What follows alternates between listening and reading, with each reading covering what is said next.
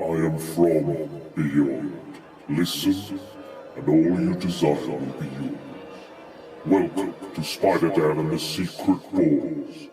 Prepare for Prattle.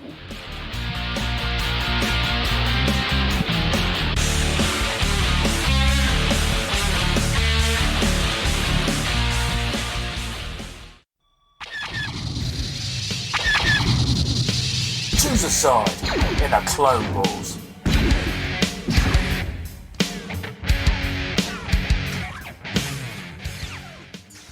Welcome to Prattle World. I'm your host, the ever-amazing, ever-spectacular Spider-Dan. And in this podcast, I spotlight entertainment's best-kept secrets that a mainstream audience may find boring. And welcome to another edition of Clone Wars, where two similar movies clash to be crowned champion. Two films go in, only one comes out. And I have my frequent fan and frequent contributor here with us today, the one and only Dennis Whittle. Bonjour.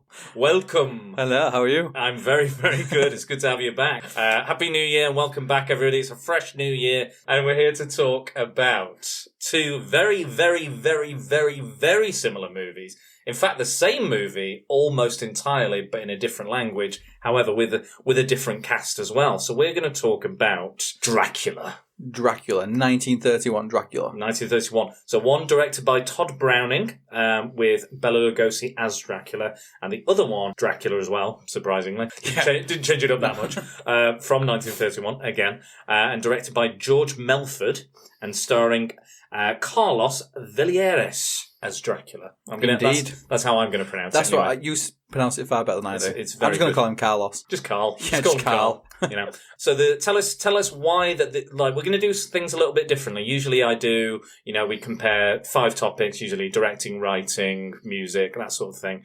But we're going to have to do this a bit different because they are so similar. So why are they so similar? Well, they are the same movie. One was shot during the day with all US cast and director cinematography, and the other one was done in the evening. And the evening were done by a whole Spanish crew.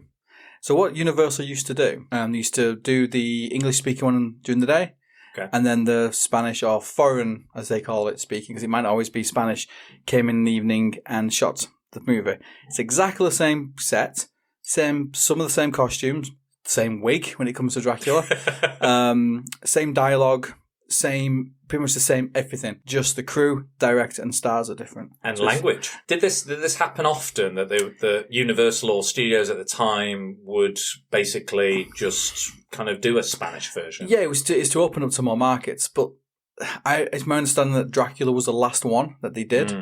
And it's one of the beginning of the talkies, quite the silent era. Well, this is, we've got to think about this now, is that also, it's the beginning of it's a developing technology at this time. We'd never had this kind of sound before. That's why when I watched it today, I watched both of them today, I noticed a lot of white noise, And, there is a bit. There's no music in either of them. No, exactly. Why was there no music as well? I didn't know this, actually. I forgot this. I can't remember, but you... The music was live. It was played in the theatres. Ooh. So it was either a small band, a large band, or a guy on a keyboard, an organ. I love the word organ. Just playing his own organs. So there would be music. I mean, Dracula likes to play with people's organs as well, doesn't he? He does, yeah. He loves it. It would also be slightly different music depending on who was conducting it, who the musicians were. So it would be slightly different. I'd like to watch it. So really, you could watch Dracula, any of these Dracula films, with your own music playing. So if you wanted, I'm thinking the theme tune from The Archers. any music, Yeah, do that. But I don't know how that would work. But it was also the first movie from the first cycle of Universal Monsters. Okay. Which is the famous Frankenstein Wolfman. The very first cinematic universe. Yes, it was, and they did interlink and they did join each other's movies and things. But that was cycle 3. So you had the first cycle, which was these ones. Right. Then the second cycle was kind of reboots. Okay. And the third cycle was when they all mixed them up and you had probably I didn't even know there were cycles. There were cycles. Not cycles. Not bicycles. Not phases. No. Not phase 1, 2 or 3. But three cycles. 3 cycles. And how a thricycle. The thricycle. The second cycle started because they they basically did like back-to-back showings of Dracula and Frankenstein. They were so popular. Then you had Son of Frankenstein, Son of Dracula. And then the end of it was kind of, I think the last Universal monster was probably the Goldman from Creature from Black Lagoon. Okay. They kind of all get grouped together. Yeah. But you could see the cycles, because as the cycle moves on and it goes into the kind of early 50s, you get more science fiction-y type stuff. Yeah. And you also had other studios like MGM doing like the Fly and Dr. Jekyll and Mr. Hyde. It becomes more like aliens and proper monsters. Flying saucers, Plan B from outer space, kind of. Them. Yeah. So you had a lot more kind of science fiction-y stuff, so the supernatural horror wasn't that popular. So, and then it came back with Hammer, but that's the story for another day. It was the atomic age, wasn't it? It was, so yes. There you go. Fantastic Four. Yeah, exactly. Not just the films changed. I mean, Fantastic Four is a monster comic, isn't it? That's how Neil Adams described it. Well, it's the same. There's parallels with the cycle. You know, when it got to that age, you look at any of the kind of movies. You had big monsters. You had kind of like Creature from 20,000 Fathoms. You had all the stuff with... I do want to see that one. It's great. I love it. I think it's brilliant. Harryhausen? Yeah. That does sound very, very good. Yes. But before we get on to chatting about Dracula, like this isn't the first time we've chatted about Dracula. You can go back and listen to our Tomb of Dracula podcast from Halloween, from the Shockphobia Fest, which was very good and very entertaining. I like Dracula. I do. I like him too. I like him. He's great. He's got pointy teeth. He likes to bite the ladies. Oh, he does like the ladies. Not unlike yourself, Dennis. The Irish should hit me. Should bite me back. Should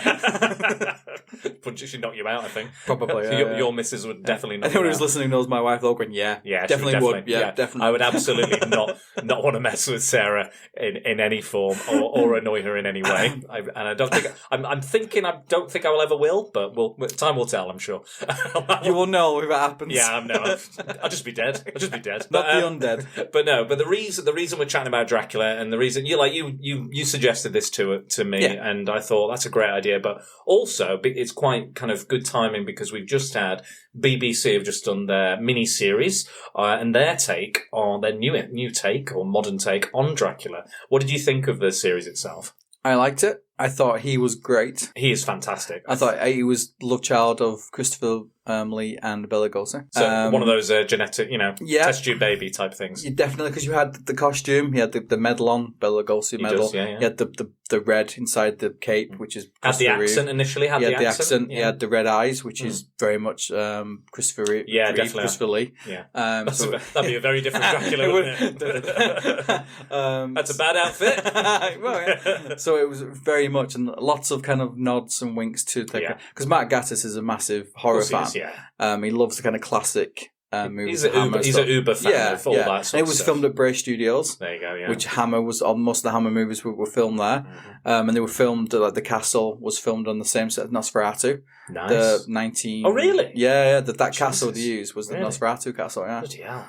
They've gone all out. Yeah, so there was lots of kind of little kind a of lot of the lines, I remembered from either 31 or Bram Stoker's Dracula or any of the interpretations of Dracula, and Children of the Night. Little kind of Children of the Night bit, which I thought was great. The twist on that was really cool. Didn't like the ending as much. We'll try not to spoil it because it is quite like this is probably the most recent thing I ever talk about. Most of the stuff, or Swamp Thing was probably pretty recent as well.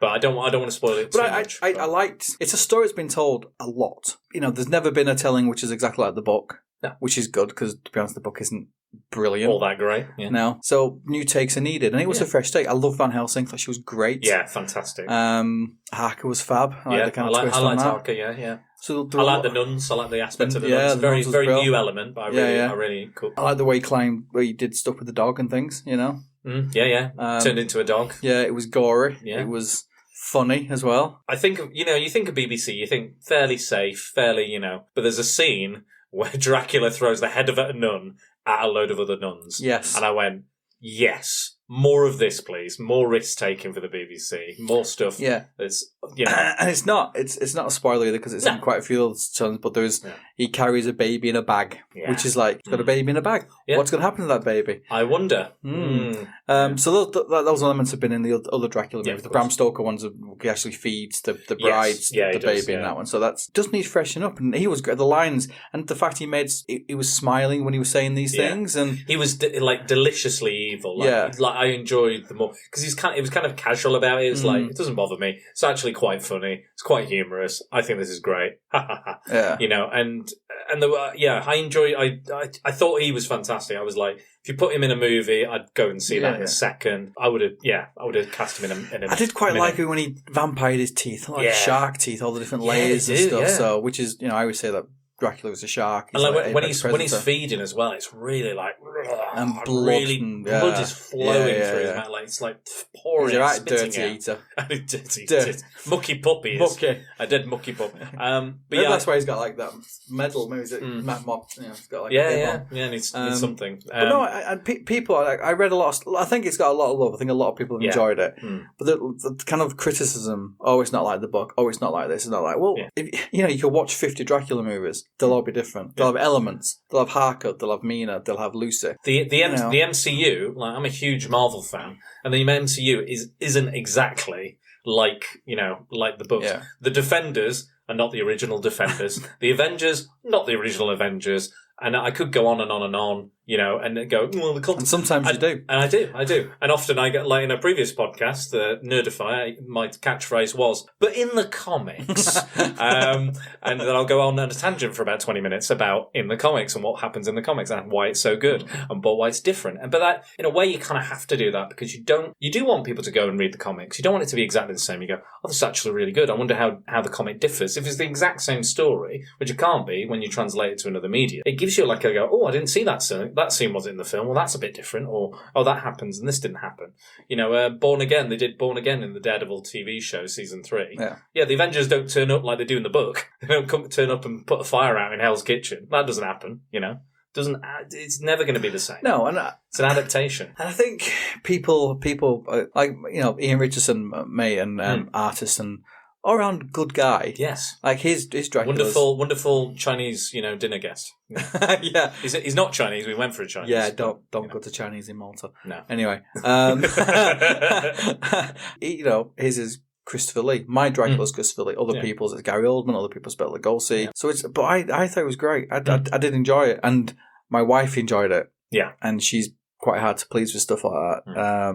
And I let my daughter watch it. She loved it as well. Yeah. So it's it does have that kind of BBC feel about it and that kind of classic Hammer feel. Definitely Hammer. I think it definitely has a Hammer feel to it. Yeah. Even the soundtrack, the music, proper booming kind of orchestra and stuff. So, yeah, I liked it. I thought it was very good. I liked the relationship between Van Helsing and Dracula. It was almost like a love affair in the end. It's kind of love and hate, very thin line. Respect and a bit like, again, the Hammer, there's a bit of respect between them, and even Bela Lugosi, which 1930, there's a bit of respect between for a man who's not lived. I like the kind of that's the I think the contradictions in Dracula make him interesting. He's this honourable warrior, but he's also this guy that skulks around at night in alleyways and sucking people's blood.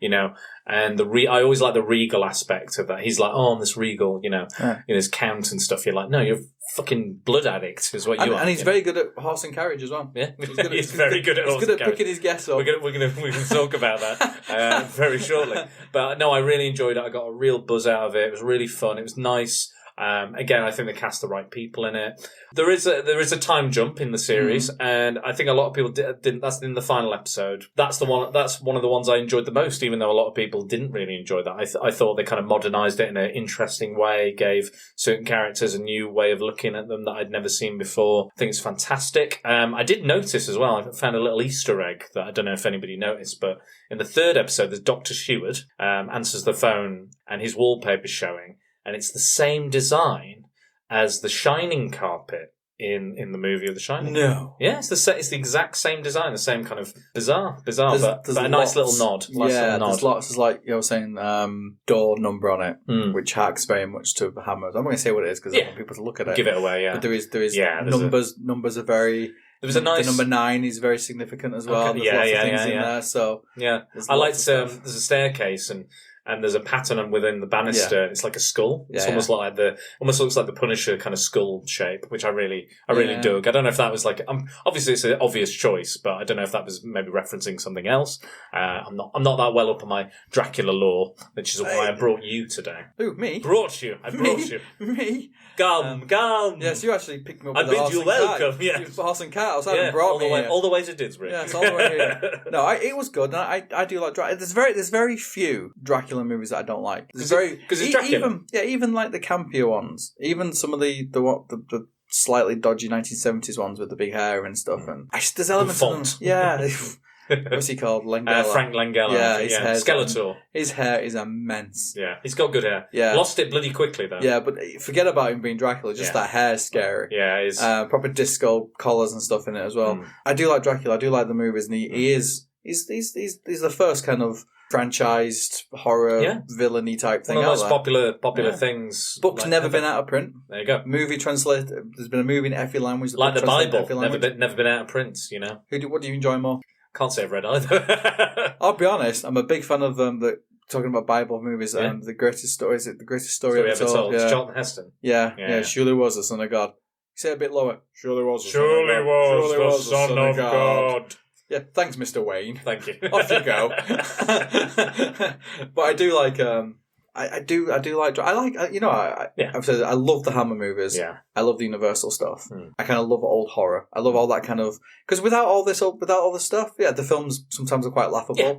But we wouldn't have got Friday the 13th. We wouldn't have got Nightmare on Elm Street. We wouldn't have got all these new tellings of movies. We wouldn't have got the vampire movies. And in some ways, they're just as laughable. Yeah, we wouldn't have got Lost Boys and all these other stuff because these were the Near Dark, trailblazers. You wouldn't have got, all these Twilight. You wouldn't have got. Yeah, well, you wouldn't have all this. Well, stuff. Twilight's got more in common with the Bela Lugosi. There's no fangs. There's no bats. True. It doesn't change into anything. Really, it's implied. Well, I'm gonna. There's a twinkle though. There's a certain friend of mine who'd like to do a podcast about the Twilight saga at some point this year. So that is going to come up, and we're going to talk about that. All I can do is I'm going to apologise straight away in advance.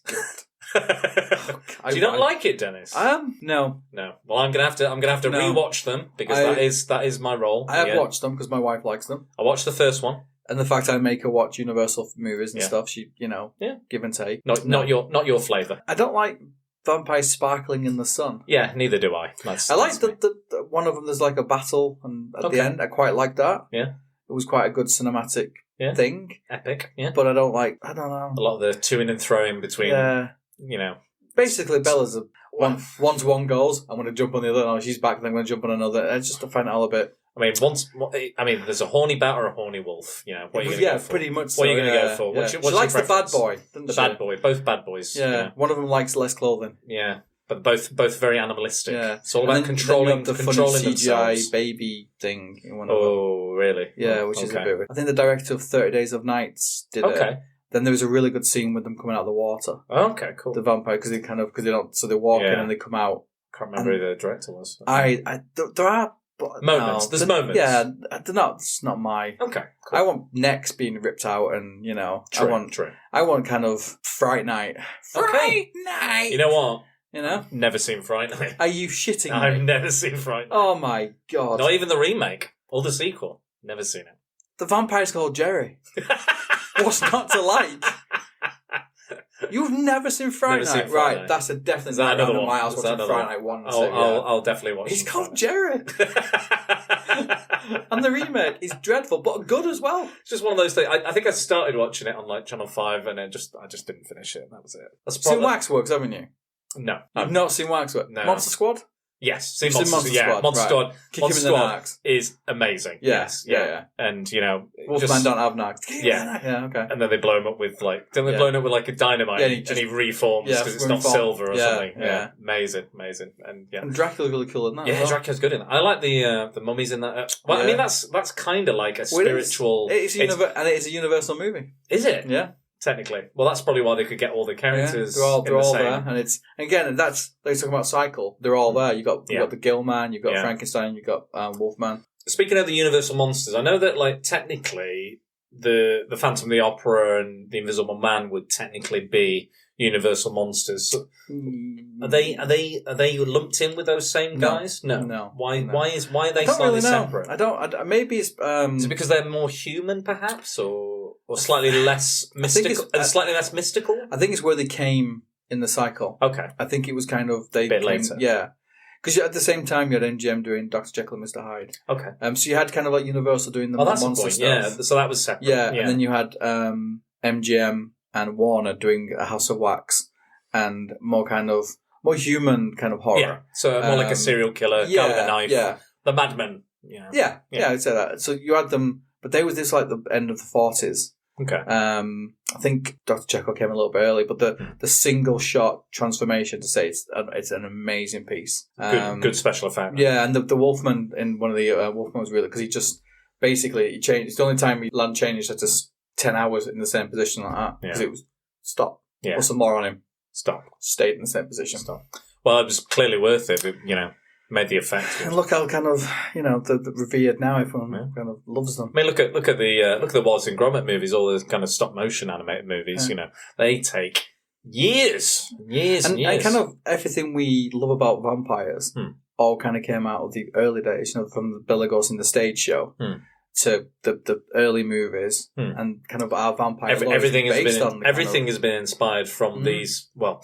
The Bela Lugosi version is very iconic, and then even the Hammer version is very iconic. How many Draculas do you hear speak like Bela Lugosi? No, because they can't beat it. They're all trying to put on that little bit of an accent. Gary Oldman tried. Yeah. Give it a good go. Give it a good stab. And I think it's almost like it came natural for him. That's his natural accent. Cockney Dracula. Yeah. Cockney Dracula. Yeah. I'm so Dracula it hurts. He's a geezer. He's a geezer. And I fucking cut you. Apples and pears. Jelly eels. Jelly eels. Eels up in soldiers. Where they can. Anyway, let's actually talk about the films we're going to talk about. Okay, so both movies are produced by Carl Lindley. Okay. The studio was given to him by his granddad when he was 21 as a present. Mm-hmm. All the family were involved in Universal movies. Okay. Up until that point, they'd done a few horror movies. They'd done Frankenstein. They'd done Hunchback with Lon Chaney with a plaster on his back, and they'd done Phantom of the Opera with Lon Chaney again. So they had done horror movies, but Carl had this kind of vision. Right. His vision was Dracula. So both versions were produced by them. Mm-hmm. Both versions was written by the same person. Both versions were released at the same time. Okay. The Spanish version was then lost and found in 1990. Interesting. Just before we start talking about one version or the other, we're just going to have a quick toilet break because I need one. So we'll be right back. Dracula. The very mention of the name brings to mind things so evil, so fantastic, so degrading. You wonder if it isn't all a dream, a nightmare. So we're going to talk about the famous version, the English language version, the more iconic version of the two versions. We're going to look interpretations, if you will. So let's talk about the Bela Lugosi Todd Browning version. So. Yes.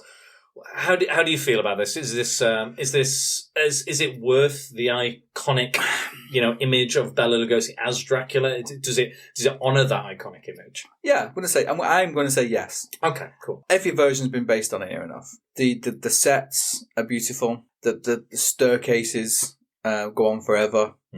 There's close-ups of weird things like insects and it's like armadillos. Possums. All sorts of weird shit. There's kind of almost like a dreamlike when Dracula and the brides first appear. It's almost like a dreamlike sequence, kind of a Midsummer Night's Dream type. Feeling. Painted sceneries when they're in Transylvania are just amazing. The castle looks great. Mm-hmm. Also, obviously, famous lines such as "Creatures of the Night," Children of the Night, Children of the Night, howling and stuff. So I don't drink. Wine. Yes, wine. Which they're using the BBC version. Like every time he goes to eat, he goes, "I don't drink wine." I was like, what do you drink then? Yeah, semen. Lots gallons of semen and gallons. Buckets of it, love. Buckets. Semen. Of it. I think the cast is very good. Yeah. I mean, all the cast. Yeah. Supporting cast are good. Renfield is amazing. Yeah, this is probably the best Renfield I think of all the Renfields I've seen, which are not many, but it's the one I like the most. And you can clearly see that he's come through the kind of silent movie. He's very expressionate, very kind of. He's got a Conrad Veidt look about him. Very much so, yeah. Which I can definitely see. The kind of little bit of time skips are a little bit weird, One in Transylvania, Bolt, Whitby. Yeah, exactly. Yeah. 6 months later, Whitby. Yeah. There are, obviously, you get rubber bats because it's 1930s. Yeah. I think what people have to realise is they filmed them with 3 cameras. Yeah. There was no rig set up. And you've got to remember, these cameras were massive as well. Yeah.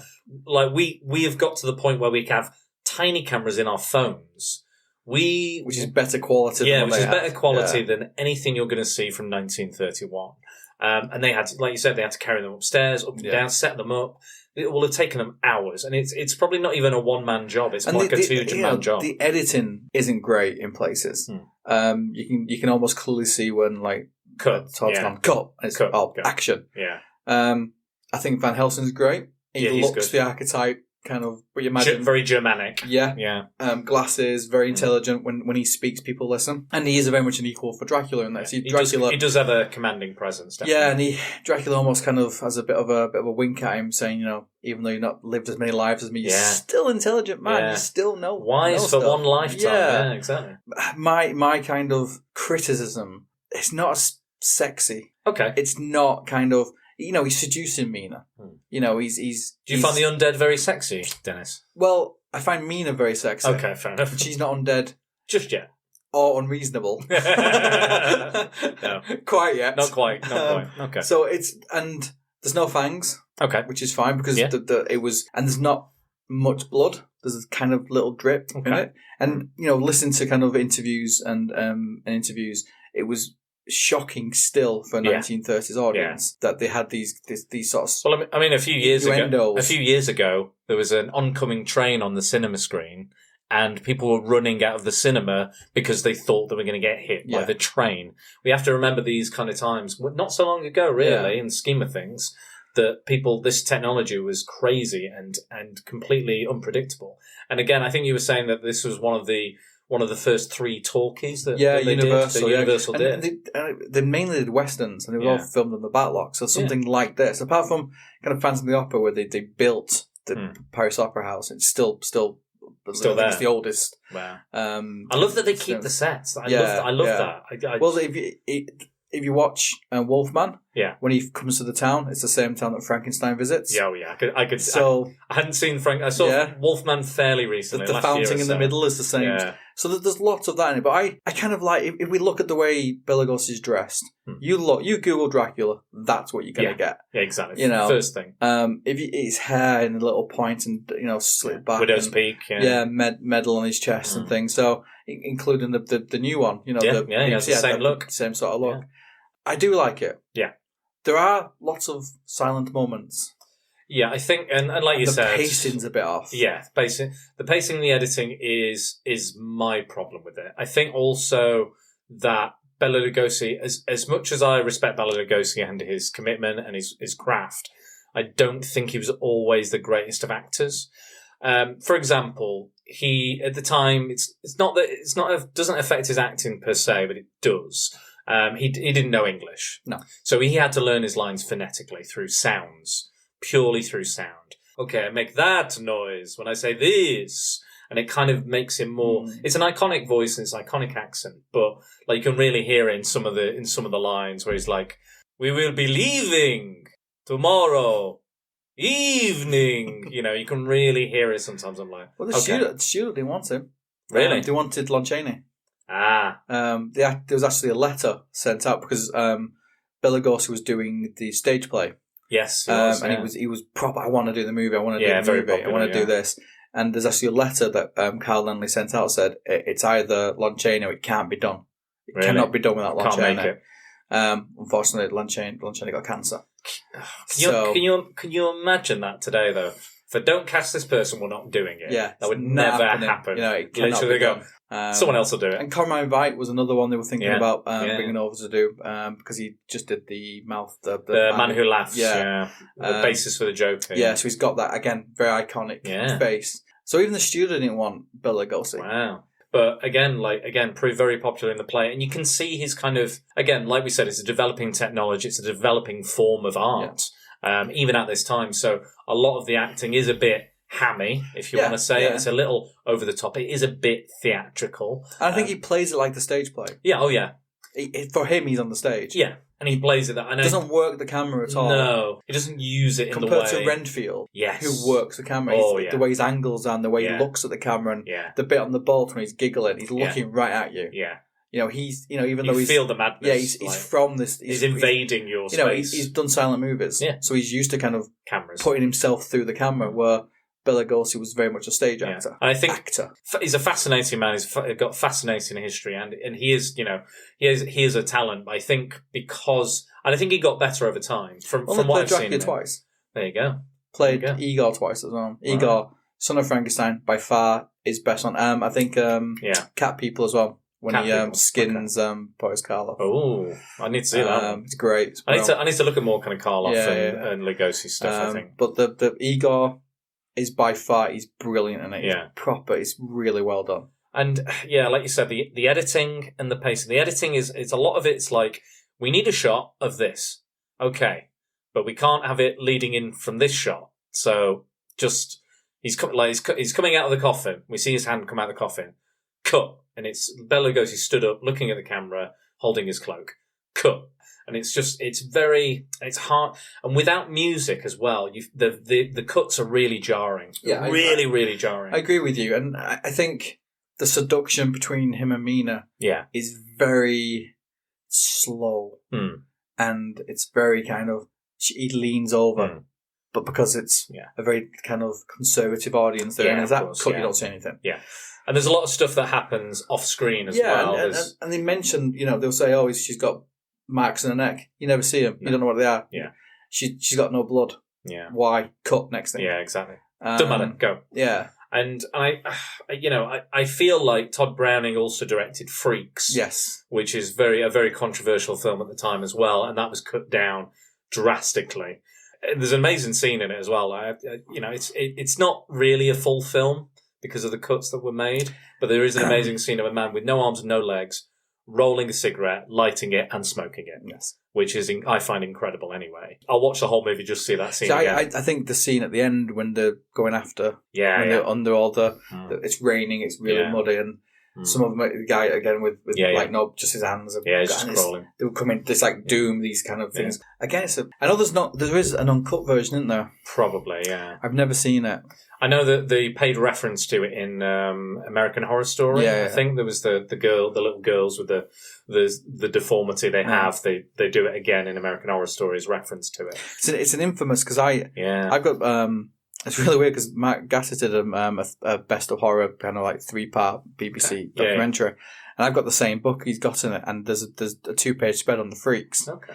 And I have the same thing that he used when I had that when I was about 10. Yeah. I never used to look at the freak page because it used to freak me out. It was scary because they're real people. Yeah, exactly. So it was like, no, I'm going to turn over and look at the monsters instead. Yeah, it's probably easier. Yeah, so from a 1930s point of view, Bela Lugosi was... and everyone said that he was...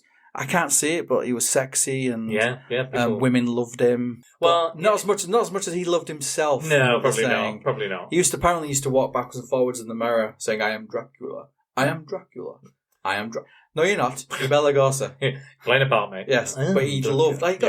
he got buried in his cape. Of course he did. That's how much he kind of loved the role, even though he did it twice. Yeah, and Ed Wood,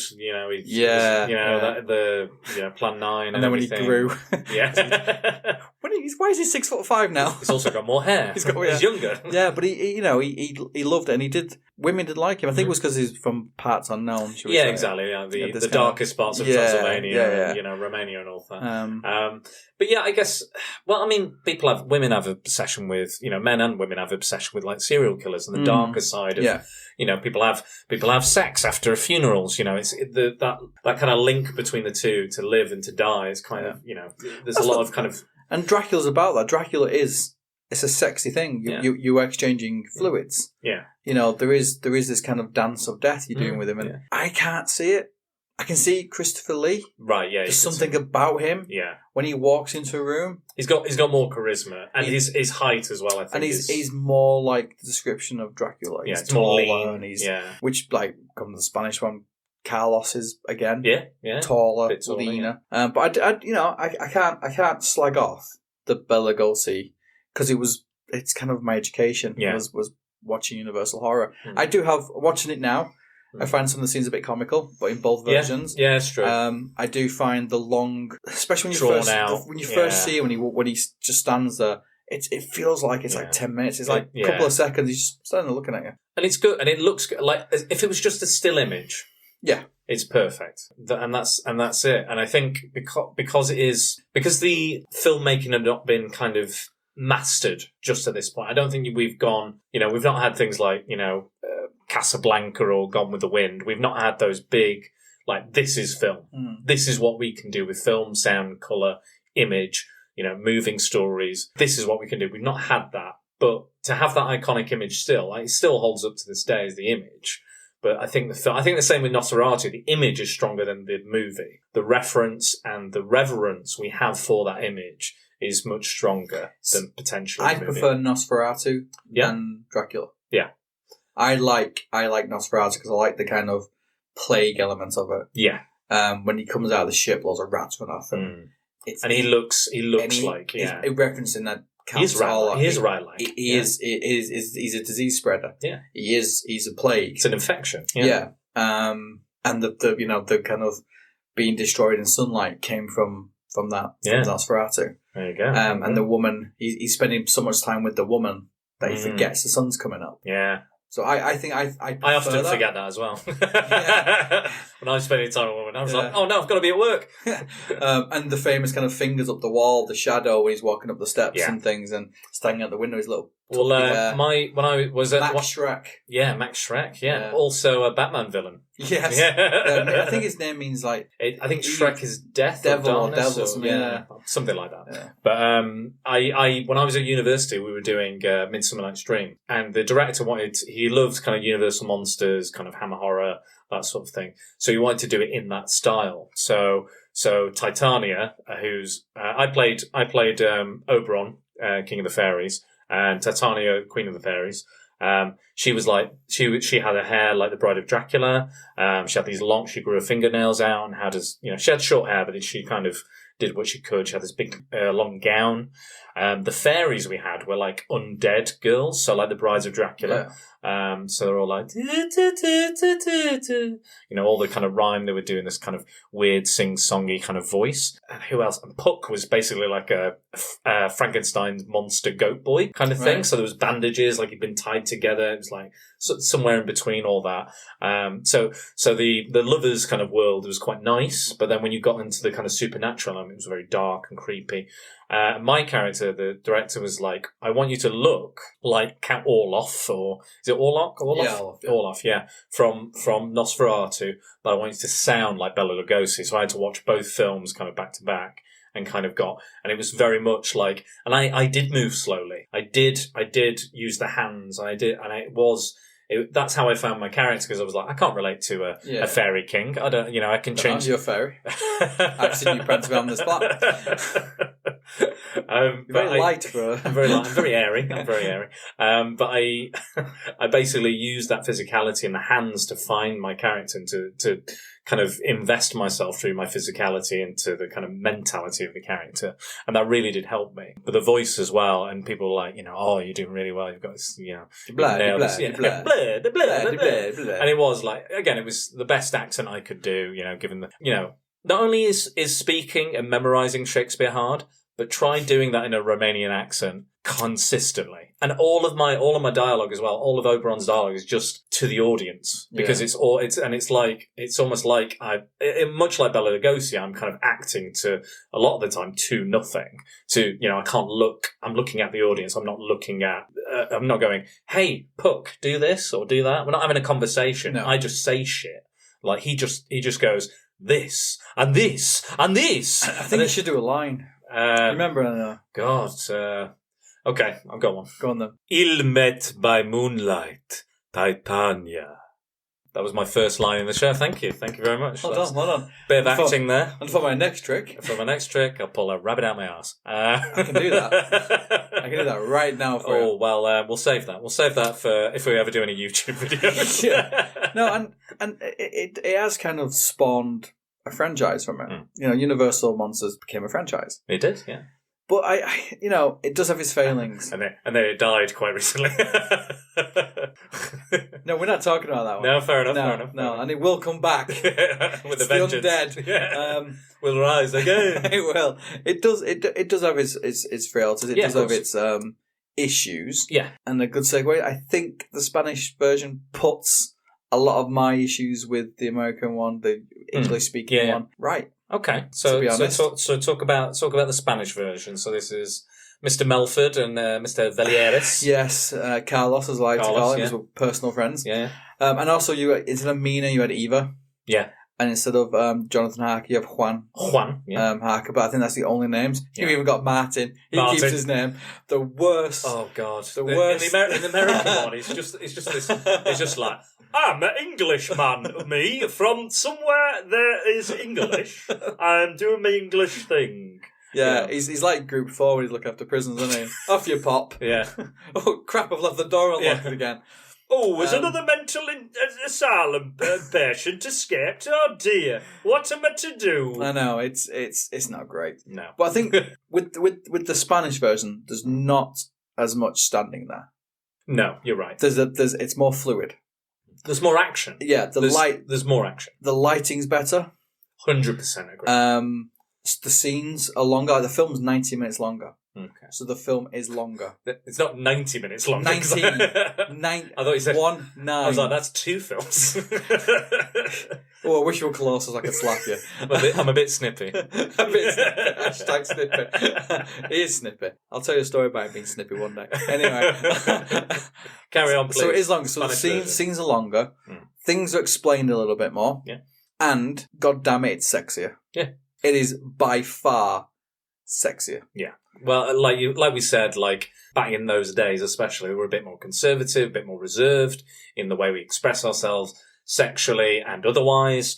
Violence as well was kind of buttoned down quite a bit. You know, I think you were saying the other day how the original Frankenstein had the murder of a child taken out of it because it was just too much. And you know, I don't know how likable he would be if you see the murder of a child. Probably not so much. Depends how you do it. Yeah, true. Yeah, I guess. What a weird thing to say. I don't know what to Depends how you murder a child. I mean, on screen. I mean, like I said to Michael Chandler recently, I think genuinely it was just frowned upon, no matter how you did it. Yeah, but I think no, you missed. Okay, but what I'm saying is, he's a mindless monster in it. He doesn't understand that she won't float. True. Yeah. True. So they're both playing with flowers. Playing a game. I'm just going over Tanya. I'm going to defend myself. Okay. Here. So they're throwing flowers in. The monster doesn't realise that she won't float. Right. So he picks her up and throws her in, laughing, thinking that she will float. Yeah. But she doesn't. She drowns. So if anything, it's a tragic accident. But don't we all float down here, Georgie? She doesn't. she sinks pretty quick. Bloody hell. How heavy is this child? Cement shoes. And the creature's... He looks generally confused why she's not bobbed back up again. Right. So it's not like he's... Should we stab her, drown her, throw her in front of a cart? How should we get... How do we murder them? It's not like he's murdered. No. He's confused about things. Yeah, of course, he's concerned. He doesn't understand why it's not happened. So that's what I mean by it. I don't mean there's a good way of killing children. I mean... This is all... I'm not editing this out. In the context of Frankenstein...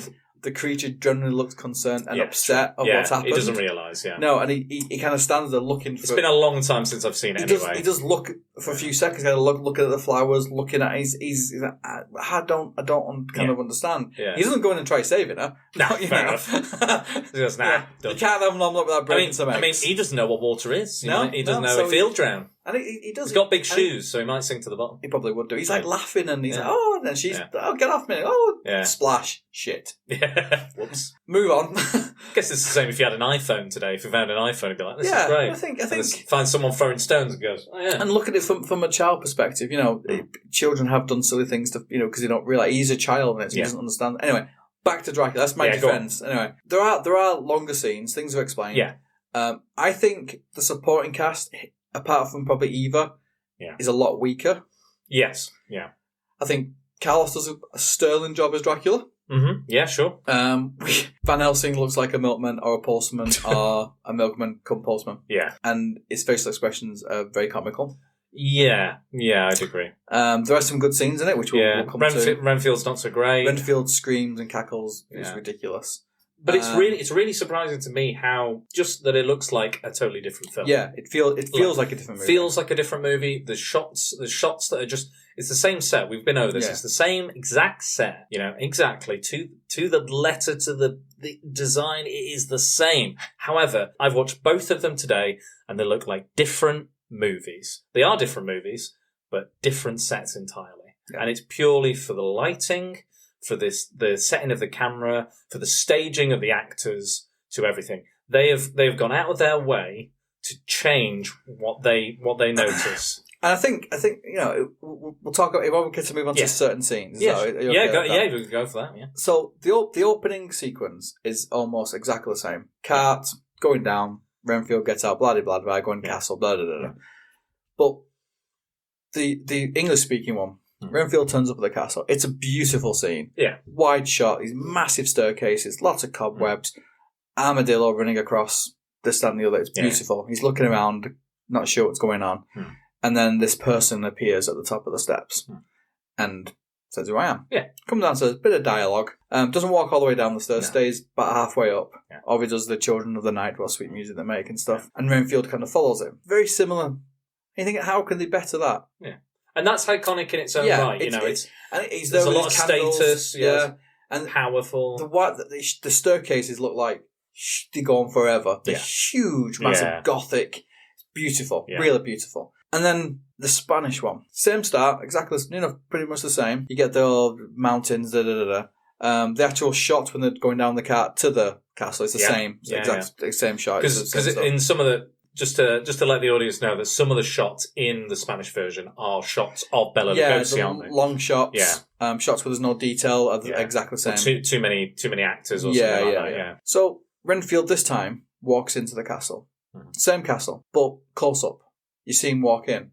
There's webs coming down from the ceiling, and a bat swoops down and kind of makes him uncomfortable. He tries batting the bat away. Batting the bat. The bat then goes round. Renfield looks to the left and then looks to the right, and Dracula appears at the top, implying that the bat is Dracula. But then, for me, the next shot is, for its age, is phenomenal. Yeah. The camera walks up the steps, zoom in on Dracula at the top of the steps. There's massive spider's web behind him, frames him beautifully, like it does on the cover. If you ever see the cover of the movie, the web, it's like a blue poster. And he's trying to come through the web, and he's kind of grasping the web. Yeah. And the web frames Dracula in this. Same sort, I'm welcome to Dracula. Yeah. He walks down the steps. There's a bit of dialogue now. When I've spoken to people about this before, they say, well, when Dracula's on the steps, he's higher than him, superiority, But even when he walks down the steps, he's still taller than him. Yeah. He's still higher than him. Yeah. He's still talking down to him. He's dressed better as well. Yes. He's dressed better. He looks taller. He looks suaver, They walk up these steps, and the camera follows them walking up, and Dracula seems to pass through these webs without him breaking down at all, where Renfield has to fight his way through. So they go into the room. There's a bit of dialogue about Carfax Abbey. So in the English speaking one, again, it's pretty straightforward dialogue. Oh, thanks. I don't know. You're a bit hungry. Here's a bit of food for you. But there's a lot of moments where there's nothing happening. Bela Lugosi's close up with his red eye and his eye lit up. So there's like a strip of light against his eyes. Yeah, and there's not a whole lot going on. He has a bit of the famous "I never drink wine." And they talk about Carfax Abbey. He's more of a porn star martini man, isn't he? Yeah. I think he's a daiquiri. I think he's a strawberry daiquiri. Oh, strawberry daiquiri. Yeah, nice. I think he is. Very nice. I love a strawberry daiquiri. And Renfield cuts his fingers on a paperclip, and there's a tiniest pimple of blood comes out of his fingers. Oh, bloody hell! Shocking. Oh! Bela Lugosi is shaking. Yeah. Oh, blood! Oh, what am I going to do here? Spanish version. Similar sort of thing comes in, but the room looks massive. Instead of a close-up shot, they do a wide shot, and the room looks huge. It's massive. Renfield goes up to the fire, massive big roaring fireplace. He stands there warming himself. Dracula's walking around the place. There's some food over there for he's warming himself, and then Renfield goes over, has a bit of bite to it. Again, same sort of line. I never drink wine, but this time he's cutting the bread, crusty bread, and the knife slips and goes to his finger. Yeah. And you get beautiful blood coming down his hand. Yeah. I mean, there's compared to the one, there is blood. It's gushing, yeah. And Dracula looks at it, and I could do with that. That looks tasty. That'd be nice. A bit of a way to look. Oh, I better look away. So when he's going through the paperwork for Carfax, he's reading the pages where Bela Lugosi just stood and looked at one sheet, and that was it. He's looking over it. He's a businessman. He should know what's going on. He's nodding his head to Renfield. He's going through it. So it's the whole scene just seems better. Yeah. And then to kind of to end the scene, obviously, both of them have a bit of a weird with the wine. Falls over. Yeah. And then the brides come in. A bit wobbly. So he kind of drugs him, doesn't he? Yeah, He effectively drugs him, I think. So the brides come in. Now, on the English-speaking one, 3 brides dressed, basically covered from head to toe. Yeah, they might as well be wearing boiler suits. Up to the neck, I think. Hair tied right back. Yeah. They walk in very, very slowly. Yeah. Very, very slowly. Yeah. There's a lot of this. Very slowly. There's a lot of slowness. A bit of smoke, and they kind of get close to him and lean in, and then Lugosi opens the door and just shoves them away. There's a bat. A bat is seen. A rubber bat, which is bouncing on a string, which you see a lot of in this. and then he goes to the window. He opens the window, and the brides go closer and closer. They don't even get anywhere near him. To be honest, they don't know. They don't get even slightly near him, and then kind of Dracula just kind of.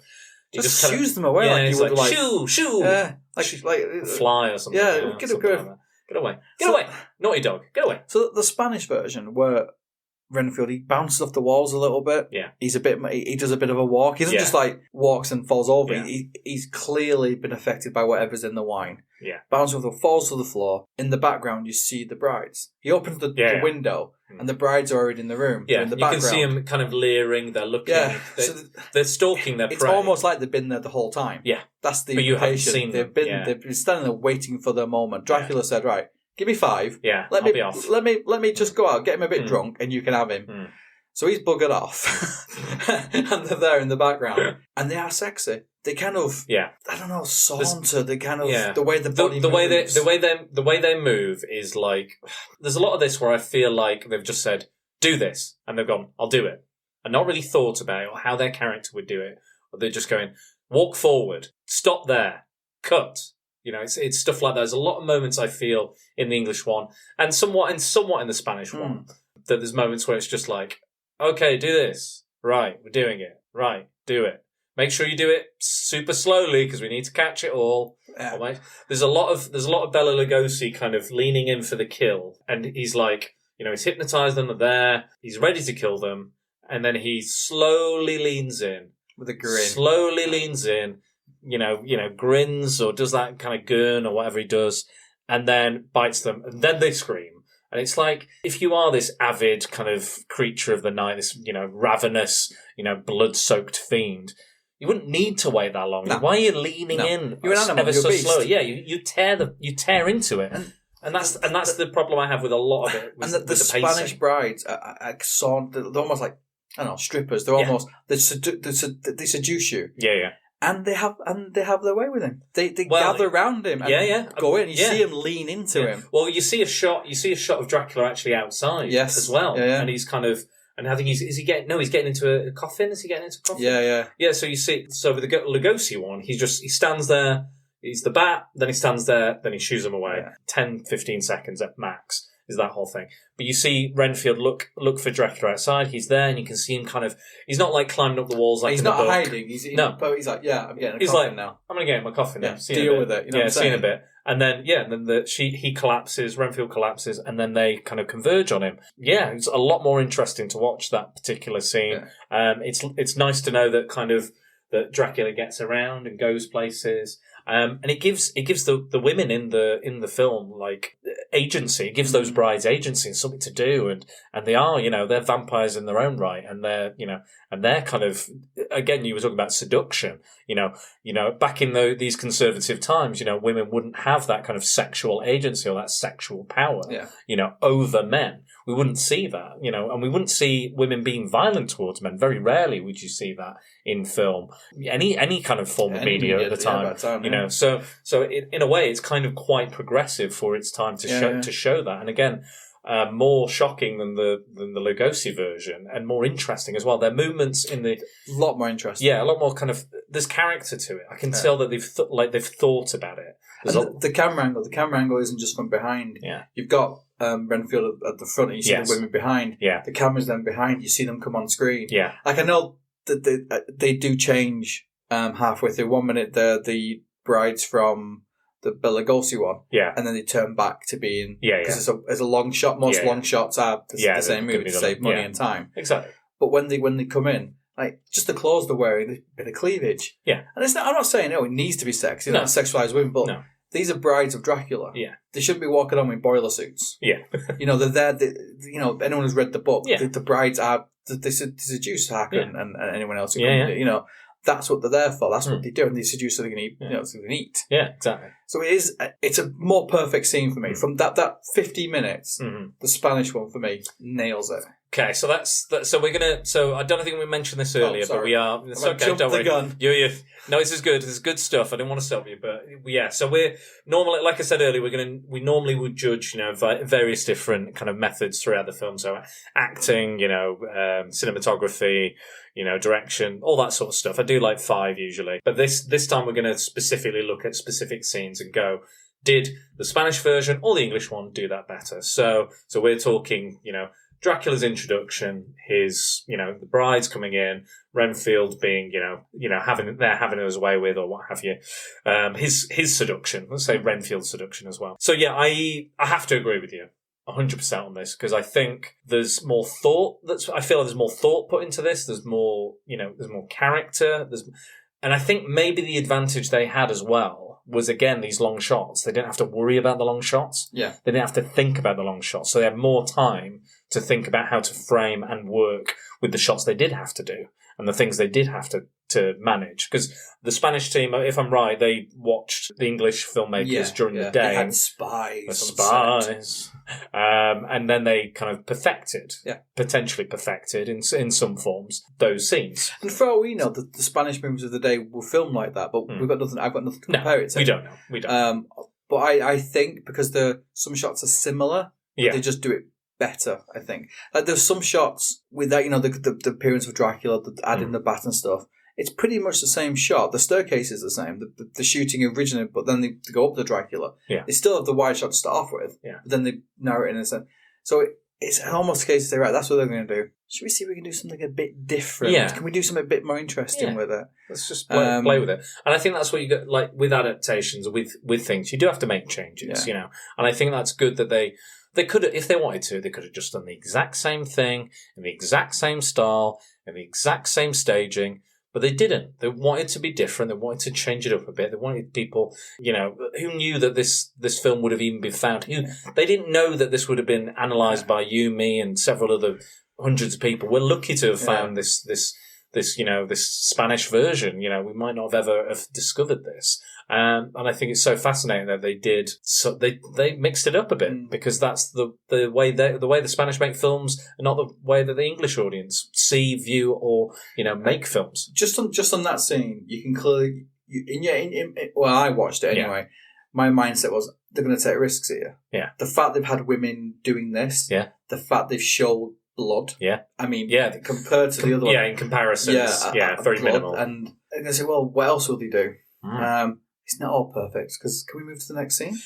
We can. Well, I think we both agree that. It's a point. It's a point each. Yes. To the Spanish version. So definitely, we're going to keep track of this. So just so we know. So we've got Spain. 1 out of 5. Yeah. For Spain. English version. Yeah. Nil point.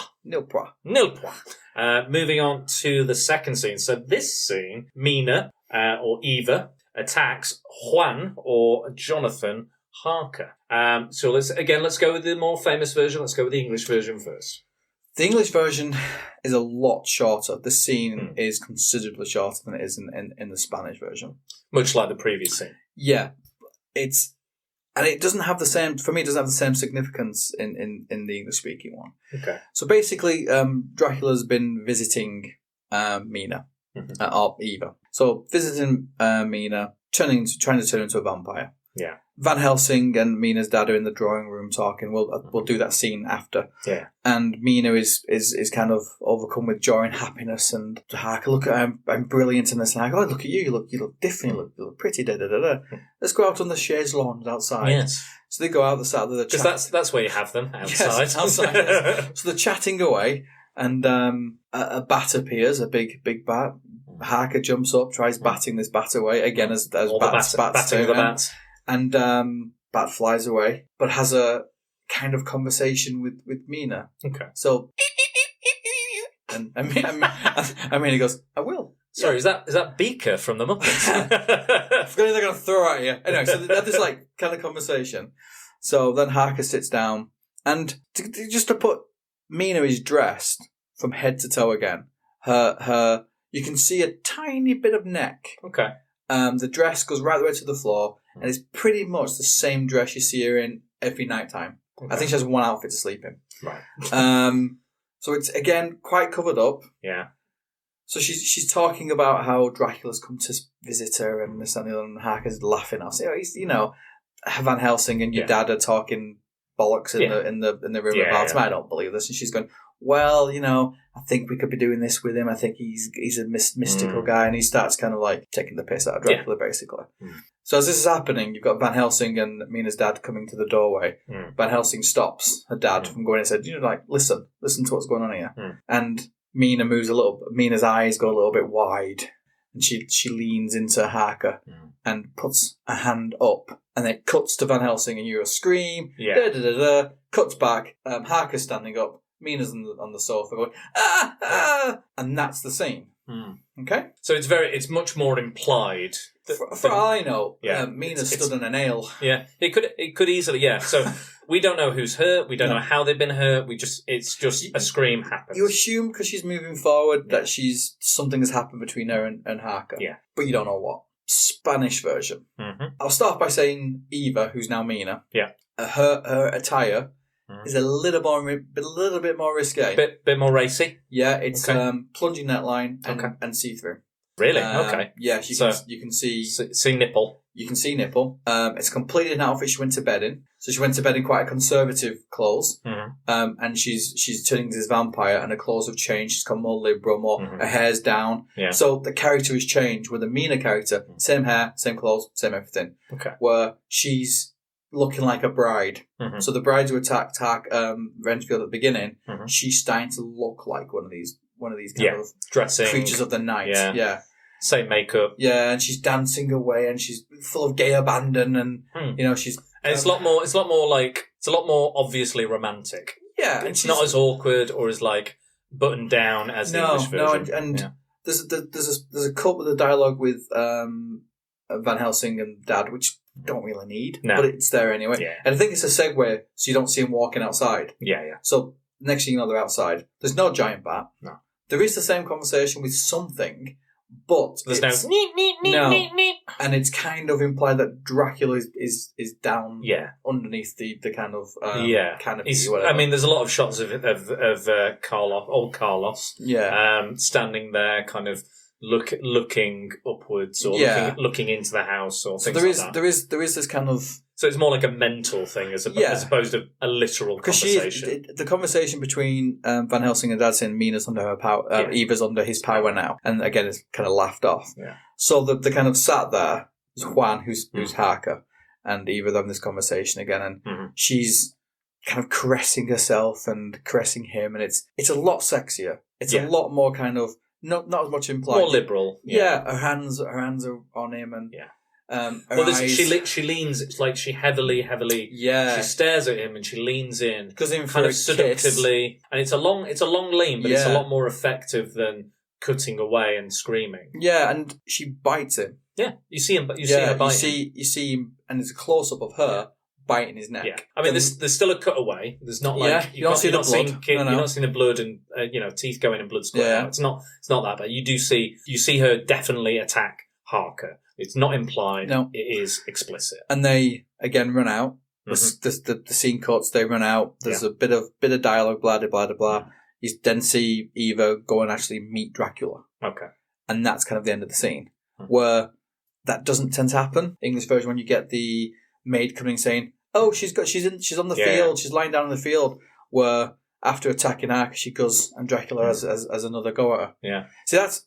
I know we're comparing scenes, but in the version, the English-speaking version, Dracula is seen to probably bite her once. Yeah, maybe. In this one, it's 4 times. 4 times. 3 in the bedroom, so it's a gradual transformation. Yeah. It's a gradual seduction. Doesn't see it's not straight away. Doesn't see her a couple of times in bedroom and Yeah. then one outside. And that I think that's more in line with what I'm aware of the book to be. Yeah, it's a slow more- process. It's not just like, bitten, I'm a vampire. But the scene makes sense of her turning into this, her clothes changing, her hair changing, her attitude changing. Yeah, going from quite to conservative. But Mina in the English version looks exactly the same all the time. She has a scarf on to cover the bites. Yeah. She has, she's very buttoned down, and it looks like the same outfit pretty much every time. She's got the is, same bit of headwear. And I think the outfit on Eva is like a silky. Yeah. It's more sexy. The outfit is more sexy. Yeah. Well, this one is kind of like... Vampires are sexy. They're allowed to be sexy. That's what they are. That's the whole point. And again, it makes... The shots are nice with it though. Like the shot when she's leaning in is close up. Yeah. The shot when he's trying to seduce her is a wide shot. Yeah. There's a scene where Van Helsing's listening. Yeah, he's listening. But the camera's then from behind. In the room. So you see the room. You see Van Helsing. You see the door, the outside, the trees, chaise lounge. Yeah, all you of see it. everything. Yeah. So it's proper depth to it as well. Well, I again have to totally agree with you. I'm not going to say much because that's basically what I feel as well. I just think it's a better scene. It's less kind of less cutting away, less implied stuff, more explicit. Storytelling is show don't tell. I feel like the Spanish version is better at that in general. It's more experimental. It's more racy. It's more it's a braver bit of storytelling than I think the English version is. So I agree with you on this. Let's do the next scene, which is the Van Helsing mirror scene. Yes, the Van Helsing. For those of you who are unsure about what the scene is, it's basically Van Helsing discovering Dracula as a vampire. He's outing him. Yeah, he thinks he is. Yeah. He goes to Mina's and Harker's family residence to kind of check up on Dracula. Yeah. So we'll talk about Bela Lugosi one again. Okay. So basically, he's come to talk about Carfax Abbey. They're neighbours. Yeah. They've met in the opera beforehand. That's right. Yeah. We're going to go around and have probably have fondue or something. Yeah. I don't know whether vampires have from parties in the 30s. So he's gone round and there's lots of dialogue. In both versions, there's lots and lots of dialogue. It's a lot of exposition on what vampires are and how they affect people, what their powers are, what the weaknesses are. It does go on for quite some time. Yep. A mirror scene with a cigarette box. Van Helsing's going to close the cigarette box and notices that Dracula's talking to Harker and Harker's Mina's dad. Yeah. There's no reflection. What? And Van Helsing looks again, looks back, looks again. But Van Helsing's acting is great. Yeah. He looks physically sick. Yeah. And scared. Confused. He doesn't quite. He's like, shit, I'm right. Yeah. He's like, oh my god, everything I've been telling people that they called a myth all these years through several scenes, even in this film. Yeah. They've totally laughed at me. And that's what I love about that is because he looks in the mirror, looks at Dracula, looks at Harker, looks at the mirror, looks at Dracula, looks at Harker, looks at the mirror, looks at Dracula, just to be sure. He's like, just to be 100% sure. And then, just to make 100% sure, Dracula then goes and talks to Mina and in a door frame as she's going to bed. Because this is 1930s, and when a woman's told to go to bed, you go to bed. Oh, yes. I mean that's back in those days. That scene's amazing. When she's told to go to bed, he says, but I want... No, time to go to bed. You're not well. Go to bed. Just his men's time. Anyway, so... And he angles the cigarette box so we can see, and again looks, and Mina's talking to Dracula, and she's chatting away. And then Dr. Seward goes over as well and turns to them, and they're both in there. And Dracula should be in the centre, but he's not there. Yeah, he's not there. So it's a good scene. So Dracula comes back in, and Van Helsing tries to trick him into looking in the mirror. Yeah. So Bela Lugosi comes over and he says, "Can I show you something?" Yeah. And he's like, "All right then." Don't know what he's going to show him in the box. Opens the box and Bela Lugosi slashes it out of his hands, smashes on the floor. Everyone's looking at him and he's like, "Sorry, oops, I shouldn't have done that. Don't like mirrors. Okay, I apologise. I overreacted. It won't happen again, kind of thing." And he kind of goes, Van Helsing will tell you about it. I got this thing with mirrors. It's fine. And he exits the room and turns around and says, "You remember this line, for a man who's the wise, for a man with only one lifetime, you're a very wise man." And it's like, he's got me. And that's what he says. Like, I got this thing with mirrors. Van Helsing will tell you about it. I'm off. I'm out. Yeah. I don't give a shit, you know. He's that arrogant. I don't give a shit that you know.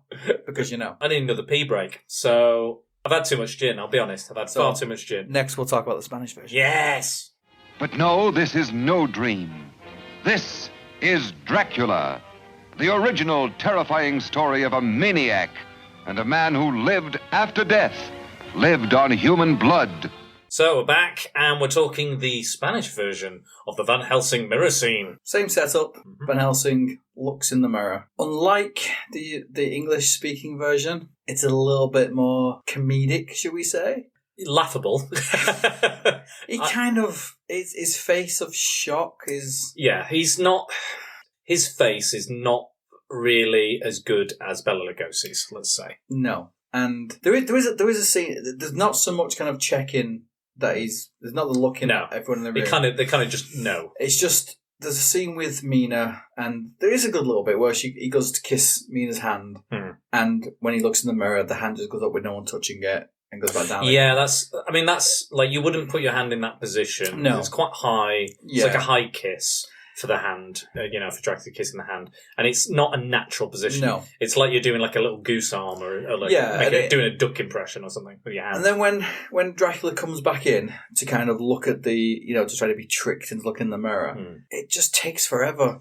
Dracula leans in, looks at himself and realises that he can't see himself, and then jumps back in shock, looks at Van Helsing with a wry smile on him, and smashes the box up with his cane. Yeah. I mean... With the Bela Lugosi one, it's more of a reflex. He sees it, crap. He goes, that's one of my weaknesses, or that'll reveal me as a vampire. Fuck, quick. And like that, I wanted a lot more of that in the Bela Lugosi version. Yeah. I wanted to see a lot more of him moving in like an animal, like a vicious kind of beast. And the kind of exchange between Dracula and Van Helsing in the Spanish one it looks like a parody. Yeah, it looks. There's just the facial expressions like wee, woo, ah, and it's not even like it's something like he's already, before he opens the thing, he's already staring really intently at this cigar box with a mirror in. Like, before he even opens it, which is really bad. As an actor, you're not supposed to, telegraph what the fuck you're going to do next, because you're supposed to experience it for the first fucking time. And this is what he was doing. So he was like, looking. I'm probably going to open this cigar box for some reason in a minute. I'm sure nothing unusual will happen. Oh no, it's a reflection, it's not in it. And that's it. And like, unlike the other one, which is kind of like a little game. Yeah. It's like, is it true? Is it real? Is it real? Everything, all my possibilities, all my theories about vampires, are they real? I need to make sure. Quick, can you see this? Can you not see this? Let me have a look. And it's a lot more kind of, it's more believable. Natural. It's more natural, yeah. It's not as hammy or as ham-fisted. When Dracula leaves, it's almost shot for shot the same as the English one. There's nothing changed in it. No. So, in my opinion, the English version does that far better. I like the dramatic smashing of the mirror with the cane. Yeah. That looks gorgeous. Big wide shot. I like and the wide shot of the room looks huge again. Massive room. I like the hand, because the hand was like, someone's kissing a hand. Why is she doing that? He's not there. Hang on, if I look at him, he's kissing. Turn back, he's not doing it. So but it didn't flow. Enough. No. It didn't flow for me. So far we have 2 points. Spain 2, and the English version 1. I totally agree with you on all these points. Exactly. It's not why this has never happened before. It's why I'm not saying much, which is unusual for me. I just totally agree. I think you've boiled it down to the right thing. I think Bela Lugosi goes from charming to a fucking vicious killer in a second. The second he sees that mirror, and that's far more exciting and more interesting. I just wished he'd kind of smashed it with a cane. If you'd had everything else with the Bela Lugosi version, fine, but smash with that cane, all the glass going everywhere. Yeah, even in slow mo. I know they didn't have slow mo back then, but that would have been nice. But just do it everywhere. I mean, he's Bela Lugosi's basically acting in slow mo anyway. But no, I do think the English version does that better. I agree. I 100% agree. I think it's I think it's all on Van Helsing. I think the whole thing. Again, like we said, like Dracula looks at the mirror, and then goes, "Oh, I'm not in the mirror." Ah, it's almost like he's forgotten that's one of his things. I think as a vampire, you wouldn't forget that. I also if you're trying to hide between like real life humans. I don't think you'd forget that. And the Spanish Van Helsing, let's be honest, he ain't great, is he? No, like you said, he's a bit of a milkman. Yeah, he looks like he's just bizarre. And it was the scene was laughable. Like I laughed out loud when we watched it. I was like, this is his reaction. Like I can see what he's doing. I can see the cogs moving in his head and why he reacts the way he does. It was like a Naked Gun reaction. Yeah, but it was very over the top and a bit too much. But again, the smashing took me right out of the laughing. And the hand thing I like. And the hand thing is good, but again, not enough to knock that English point off. Okay, so the final scene we're going to look at. The climax. I know, right? And then we're going to finally compare them and decide which one is best. The climax. Both films very, very similar. The killing of Dracula, the death of Dracula. We have the trip from Dracula to in Carfax Abbey carrying Mina, which Bela Lugosi doesn't really do because I think he's a small skinny old man of a lad, and he can't carry Mina. No. Where Carlos carries her. Yeah, he does. It really does. And it's not like a long shot. It's not like again these quick cuts from Todd Browning. It's not the same. It's they linger. They have whole conversations with her, with this fully grown woman in his arms. So you have him coming down, Bela Lugosi then realizing the sun's coming up, craps his pants. I've got to do something. And you don't really see Van Helsing and Harker looking for Mina. Right. There's very quick cuts of them running around, then cuts of them around. Before you know it, they're in Carfax Abbey. Yeah. Mina's nowhere to be seen. She's standing somewhere out of shot between most of this. Yeah. Again, potentially seeing like women in peril might have been quite extreme for that time, potentially. So Dracula gets into his box. They're not coffins, they're boxes. Yeah, they are boxes. Which I quite like it as well. Yeah. Van Helsing's got this piece of wood. They scoot around and find it's almost like a bracket. I think it's like a. It looks like a really thick. It looks like a really thick like crowbar. Yeah, that's what it looks like. So he's got that. So Harker says, "You deal with Dracula. I'm going to go and find Mina." Yeah. You see Dracula Van Helsing stand over Dracula's coffin. Cut to Mina standing there. You hear this bang. Exactly right. You see Mina kind of go. Grab herself, grab her head, grab herself, look around, and almost being exorcised of the vampire within her. Mm-hmm. Then Harker catches up with her, walks up the staircase, the film ends. He just goes, that's it. It goes, Van Helsing goes, meet outside. Yeah. Dracula was dead forever now. Don't worry about it. Meet outside. Let's go and have a brew. That's it. And that's how it ends. And it's like, again, we don't see anything. It's all implied. Yeah. I think the reaction from Mina is good. Yeah. I think it's very extreme, very like, oh my God, I've just seen something really horrific. I've just seen a guy, put a piece of wood through another man. I've seen a murder. It's an extreme, obviously it's a supernatural creature, but it's still a murder. And, she reacts, Jonathan catches up with her, and then it's just like, don't worry about it, it's fine. Off you pop. Go down the shops. Yeah. Go grab a beer. Get a loaf of bread. And it's very abrupt. It's and it's again jarring. It's again these quick cuts and these quick scenes. Obviously they were stretched for time. Who knows what the filming situation was like? I've never actually heard Todd Browning anything written out. I've never read about how he edited the movie. Again, he will have hired somebody, I'm sure. But and then the Spanish one again. The scenes double the length. Yeah. Like I said before, the movie's 19 minutes long. 19 minutes. It's a lot longer. So you have Dracula coming down the staircase carrying Mina, Eva. Yeah. You have a bit of a scuffle with Renfield. Mm-hmm. Renfield gets killed. Yeah.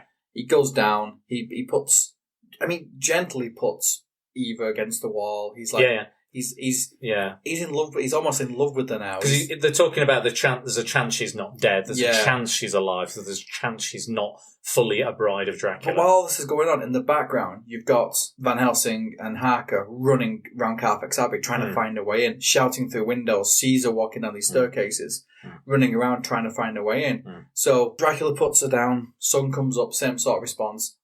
Oh, gotta hide. Yeah, quick. Doesn't guess in his box. She kind of stands up.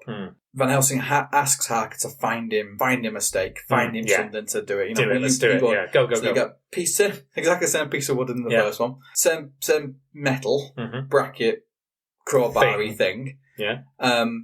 This time you see Van Helsing kneel down at the side of the coffin, puts the stake on top of Dracula. Yeah. Then there's a cut scene, and you get this.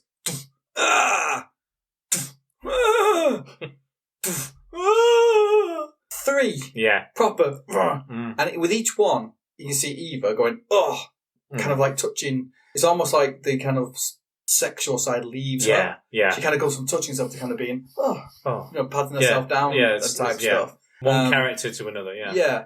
And then the end shot will be is so Van Helsing's on the ground. Yeah. It's of the staircase. It's a beautiful shot. Well lit. Yeah. Beautifully lit. Beautifully massive. He's like looking up at them. Yeah. So they're walking off. I think actually he's looking at Renfield's body. Because you don't see this in the English version as well, is that you see Renfield thrown from the stairs and lands. Strangles him. Yeah, strangles him. And then throws his body and he lands and it's well lit. It's almost like the light's coming out the window. Well, when the camera's, when she's walking up the steps with Harker, the actual camera's like a circle. It's almost like a spiral. They make it like a spiral staircase. And the staircase looks massive. It's just, I think it's a better, it's a better finale. Yeah. It doesn't, done. Yeah. It feels more natural. It comes to a natural conclusion. And again, a lovely mostly still image. It's beautiful. And again, it gives it that time to breathe. Yeah. And the English one doesn't do that as much. And it really should. Even the staking 3 times. Yeah. To kind of really...